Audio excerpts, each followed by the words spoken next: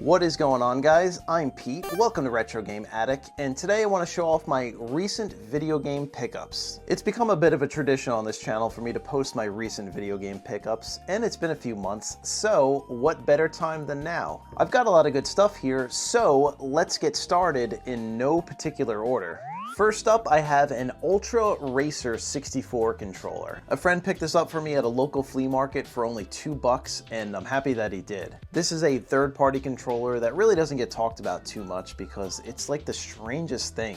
It's a one-handed controller where you have this little A and B trigger on the bottom here, and you control your steering with this little toggle at the top. It's a pretty cool and unique design that I think would work well with a lot of N64 racing games. I haven't given it a shot yet, but I am pumped to do so. It really isn't in the best of condition. It could use a good cleaning, and some of those rubber buttons are a little chewed up. I'm pumped to give this one a try, not only on racing games, but maybe to see if I can use this weird control on like a platformer or I don't know, some sort of game that wouldn't work well with this. I don't know, it sounds like a fun idea. And moving right along here, we have two official first-party N64 controllers. We have a black and a green one. Now I got both of these for a total of $20, $10 a piece on Facebook Marketplace locally. I had to hop on it because normally these are like $25 to $30 each on eBay. A lot of the times with old N64 controllers, the thumbsticks are usually super worn down, and these two are in pretty good shape. The previous owner probably didn't use these too much because they're actually in really good cosmetic condition too. I didn't have a green one before, so I'm definitely gonna hold on to this one. I actually had a black controller originally growing up. I actually still have it in the box, so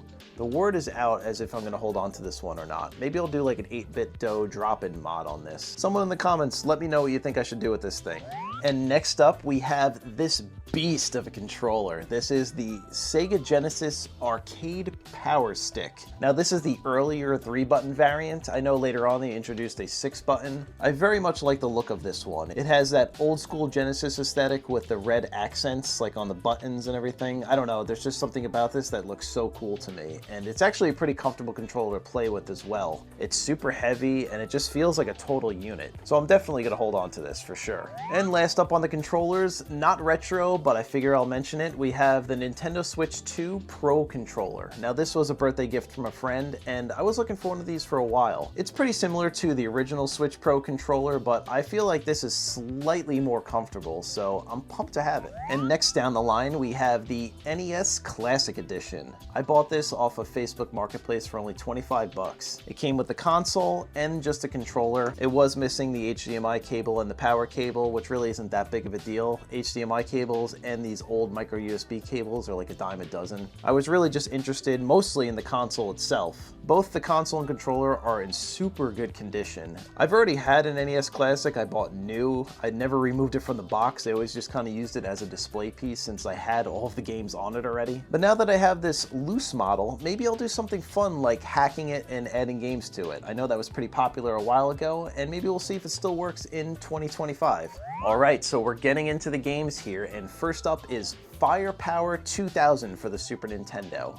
Now this is cartridge only. I got it for about $22 or $23 on eBay, which I thought was a pretty solid deal. It's a run and gun vehicular combat game that I actually only heard of from watching an old JonTron video of all places. And don't let that Sunsoft branding on the front fool you or throw you off. At the time, Sunsoft was farming out a lot of their development to Western companies in the early 90s, but this one is competently designed and is actually a lot of fun. So if you do find this for a decent price, I say pick it up.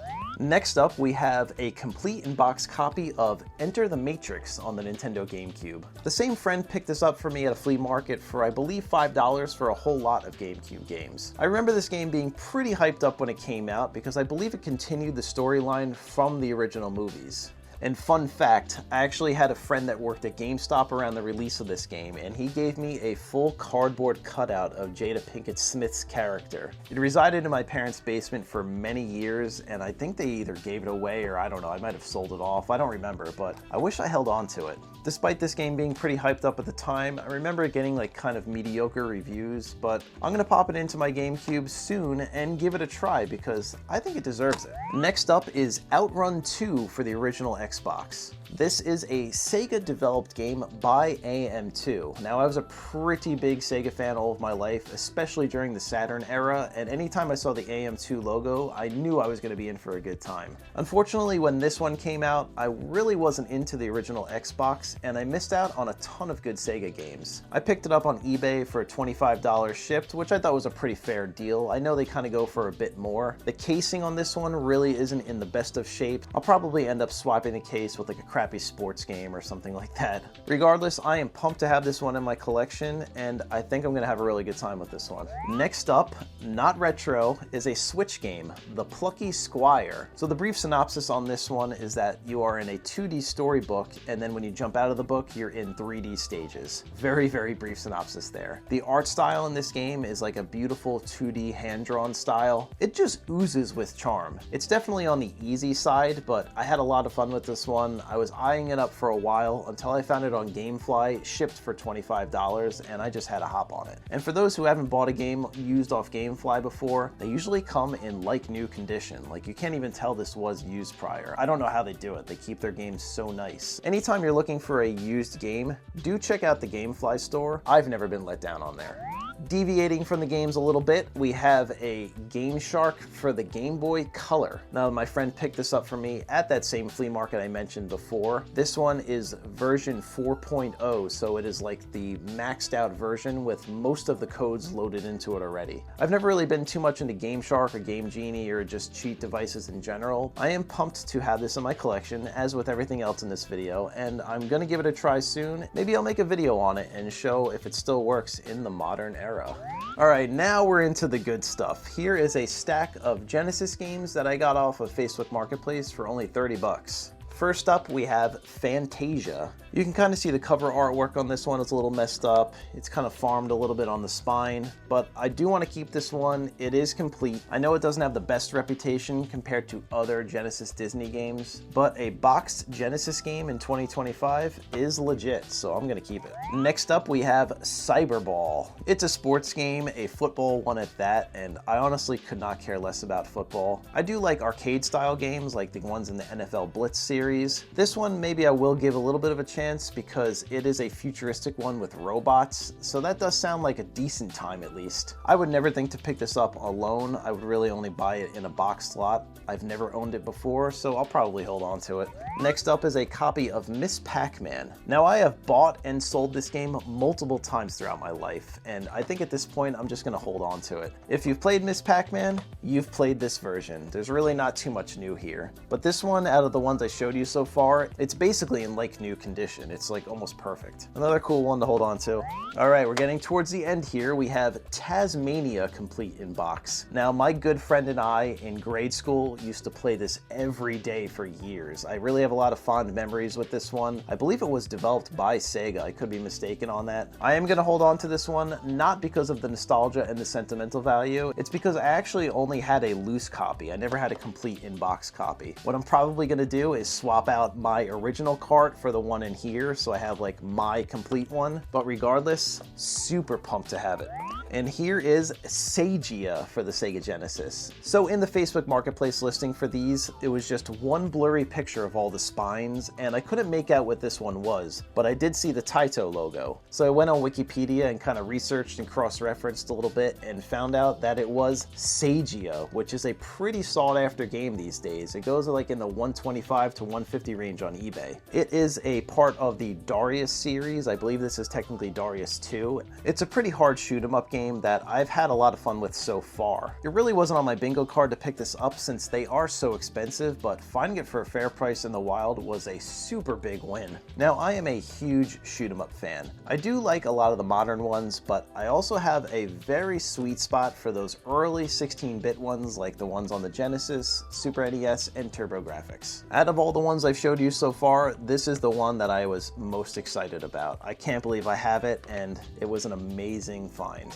Next up, we have a Donkey Kong 3 arcade marquee. Now, my friend picked this up on his local Facebook marketplace, and I think he got a pretty good deal on it. I've been collecting arcade marquees for quite some time now. I like to make little displays or light boxes out of them, and Donkey Kong 3 was on my radar for a long time. I just never found it in the wild. I've always very much enjoyed the artwork on this one. You have Stanley over here with this little bug sprayer, and a weird iteration of Donkey Kong with those spikes. I don't know, there's just something about this artwork that is so cool to me. And the icing on the cake is that Donkey Kong 3 is kind of like a lesser known of the mainstream Nintendo titles. I don't know, there's just something so cool about this one. And last up, we have this little Toshiba CRT TV. Now, this is a 14-inch flat panel CRT TV. As you can see on the front here, it has composite inputs, even a headphone jack. And turning it around to the back here, you can see that it has composite, component, S-video, and RF inputs. This thing is a beast of a little TV. It is a model 14AF42 manufactured in April 2002, so it is on the later end of CRT TVs, and this thing is built like a tank. I picked this TV up off the side of the road of all places. I actually passed by it and went back home, and it ate at me so bad that I left my house and just had to fish it out of the garbage.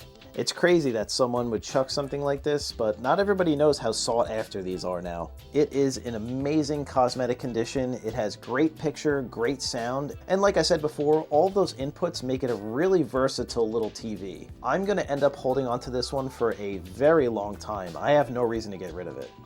So there it is, guys. That was my recent video game pickups. So if you did enjoy this video, or if you didn't, please be sure to let me know what you think in the comments. I do love hearing from you guys. As always, thank you all so much for checking out Retro Game Attic. I really do appreciate you all. Have an awesome day, and I'll see you on the next one.